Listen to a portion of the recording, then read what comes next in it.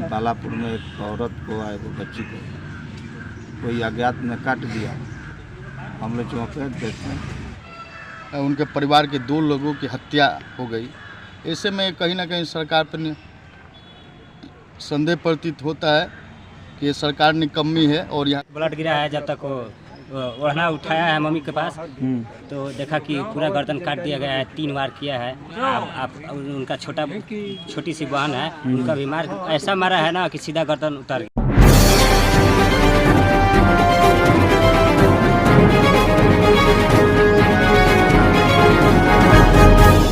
बक्सर के सदर अस्पताल के अंत परीक्षण केंद्र में, जहां की एक बहुत ही हृदय विदारक घटना सामने आई है।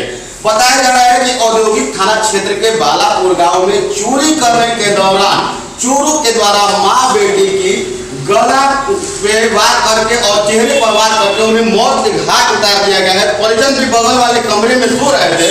ना जाने किस तरह से चोरों के द्वारा इस घटना को अंजाम दी गई है कि किसी को भी इस बात की भनक नहीं लगी। बाद में भागने के क्रम में उनके चप्पल जूते घर के छत पर देखने को मिला है। मामले में वहां पर मौके पर पहुंची पुलिस के द्वारा वहां से शव को अपने कब्जे में लेने के बाद बक्सर के सदर अस्पताल के अंत परीक्षण केंद्र में भेजा गया है और यहाँ पे शव पोस्टमार्टम के लिए लाया गया है। पोस्टमार्टम के बाद शव परिजनों को सुपुर्द कर दिया जाएगा। हालांकि सबसे बड़ी बात यह है कि चोरों के द्वारा चोरी के दौरान इस तरह की घटना को अंजाम देना अपने आप में एक बहुत ही हृदय विदारक है।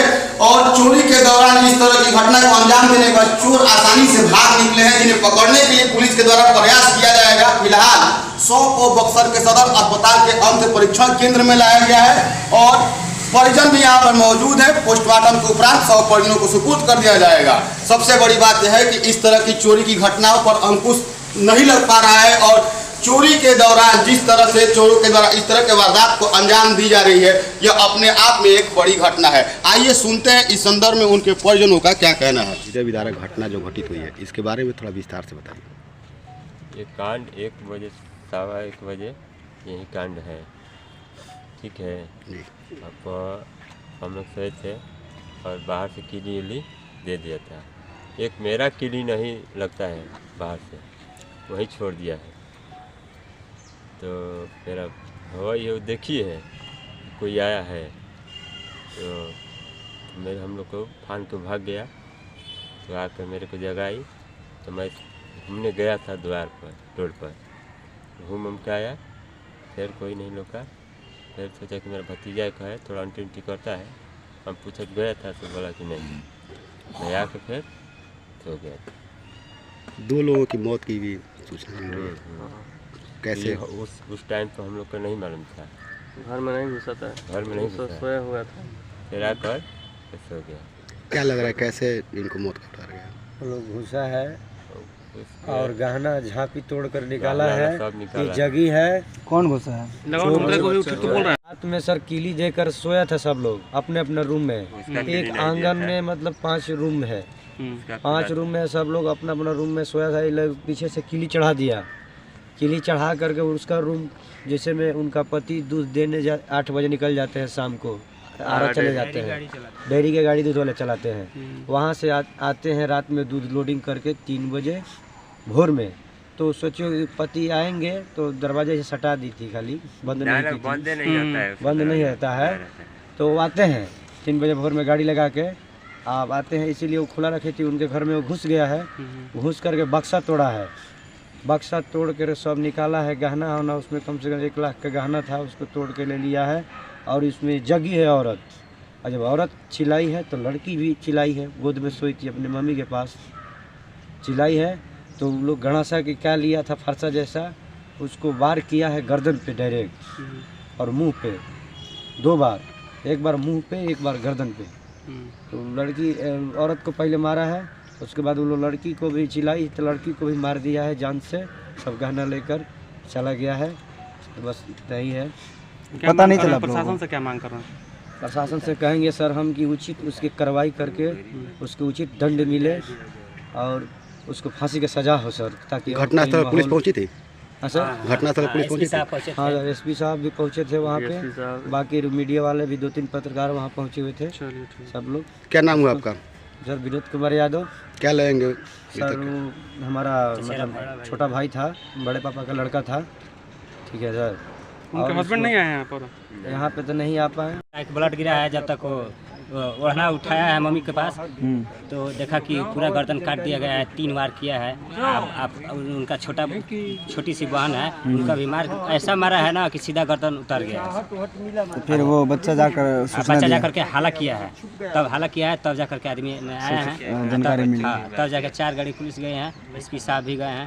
हम लोग का यही है निवेदन कि कुत्ता को मांग हम लोग कर रहे हैं, खोजी कर रहे हैं, जो है सो सब सच सामने आ जाए, काहेला किया है वो सब, ठीक ना। क्या नाम है?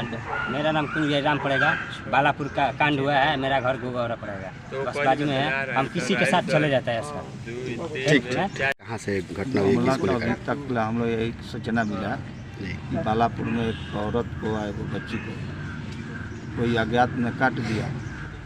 हम लोग चौंके देखते हैं। घरेलू हिंसा का मामला है या कि चोरी उरी का मामला? ये कोई अभी पता नहीं चल रहा है किस मामला का, अभी इसका जांच चल रहा है।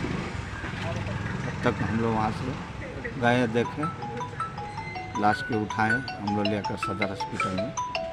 कितने लोगों की मृत्यु की सूचना है? कितने लोगों की मौत हुई? कितने लोगों के मरने की सूचना है? 2 आदमी का। 2 आदमी का, एक बच्ची का, एक औरत का। आप वहाँ कब पहुँचे थे? हम लोग चौंपे वहाँ करीब सुबह 5 बजे के लगभग। सुबह में जानकारी मिलने के बाद आप पहुँचा? क्या नाम हुआ आपका? हमारा नाम जी जादव चौकदार पड़ेगा जी। किस थाने में है? औद्योगिक थाना। धन्यवाद। बालापुर गांव में चोरी के दौरान एक हृदय विदारक घटना सामने आई है, क्या कहना चाहिए? ये बक्सर में ये घटना पहली बार इस तरह नृशंस हत्या की गई है, वो भी एक परिवार, माँ और बेटी का। वही आजकल बक्सर में इतने चोरी छिनौती बढ़ गया है, और जिस तरह से आज आधी रात को जिस तरह से घटना चोरों द्वारा की गई है, उनके घर के लाखों रुपए के गहना चोरी ले गए, और नहीं तो उनके परिवार के 2 लोगों की हत्या हो गई। ऐसे में कहीं ना कहीं सरकार पर संदेह प्रतीत होता है कि सरकार निकम्मी है और यहाँ के जिला प्रशासन निकम्मी है। मैं मांग करता हूँ इस घटना की उच्च स्तरीय जाँच हो और वैज्ञानिक पद्धति से जाँच हो। सुनने में आया है कि वहाँ चप्पल और चोरों का छूटा हुआ है, तो एक बारीकी से उच्च स्तरीय जाँच हो। और ये जो परिवार था, ये किसान और पशुपालक परिवार थे, ये दूध बेचकर अपने परिवार के रोजी रोटी चलाते थे। पुलिस के द्वारा कहा जाता है कि रात्रि गश्ती हम लोग के द्वारा लगातार की जाती है, और कहीं ऐसा नहीं लगता है कि कहीं ना कहीं चूक है पुलिस के सुरक्षा में? एकदम बिल्कुल चूक है। देखिए, ये हम देख रहे हैं इस समय खासतौर युवाओं में जिस तरह से हीरोइन और गांजा का जिस तरह से तस्करी बढ़ा है, जिस तरह से नशा बढ़ा है, कहीं ना कहीं नशा भी इस चोरी करने के लिए मजबूर कर रहा है। और जिस तरह से हत्या हुई है, ये शातिर चोर ही कर सकते हैं। ऐसे में प्रशासन पे ये सवालिया निशान होता है कि, और प्रशासन की जवाबदेही होती है कि इस घटना का जल्द उद्भेदन कर, ताकि कोई और दूसरा परिवार इस तरह की घटना में ना फंसे। क्या नाम हुआ आपका? अच्छा, आपको सूचना कब मिली थी? इस बात की सूचना कब मिली? हमको सूचना अभी सुबह 6 बजे मिला, तो मैं प्रयास किया उनके गांव पे जाने के लिए, लेकिन निकलने का प्रयास किए, गोलम पहुँचे, पता चला कि पोस्टमार्टम के लिए परिवार आए हैं, तो मैं भी यहाँ पहुँचा। ऐसे में ये जो किसान पशुपालक परिवार है, मैं प्रशासन से मांग करता हूँ इनको आर्थिक मुआवजा भी मिले। आप एक जनप्रतिनिधि हैं, तो क्या मांग करना चाहेंगे? हम मांग कर ही रहे हैं कि इसके फोरेंसिक जांच हो, उस स्तरीय जांच हो, वैज्ञानिक पद्धति से जांच हो, ताकि चोरों तक और जिस तरह सत्या उन अपराधियों की सजा मिले। आपका परिचय? मैं रिंकू यादव, बक्सर पश्चिमी जिला परिषद प्रतिनिधि। धन्यवाद। चोरी के इस घटना में, हृदय विदारक घटना में परिजनों का क्या कहना था आपने अभी सुना। और बता दें कि बक्सर पश्चिमी के जिला पार्षद रिंकू यादव का कहना है कि इस मामले में पुलिस को खोजी कुत्ता के माध्यम से जल्द चोरों को गिरफ्तार करना चाहिए और उन्हें कठोर से कठोर सजा दिलानी चाहिए, ताकि इस तरह की हृदय विदारक घटना आगे किसी परिवार को ना झेलना पड़े और इस तरह का कार्य ना हो सके। रिंकू यादव का कहना है कि नशे में भी इस तरह के कार्य को चोरों के द्वारा अंजाम दिया जा रहा है, उस पर भी पुलिस के द्वारा लगाम लगाना चाहिए। परिजनों का कहना है कि उन्हें न्याय मिलनी चाहिए तथा खोजी कुत्ता और तमाम प्रयासों को करते हुए जल्द से जल्द चोरों को गिरफ्तार करना चाहिए।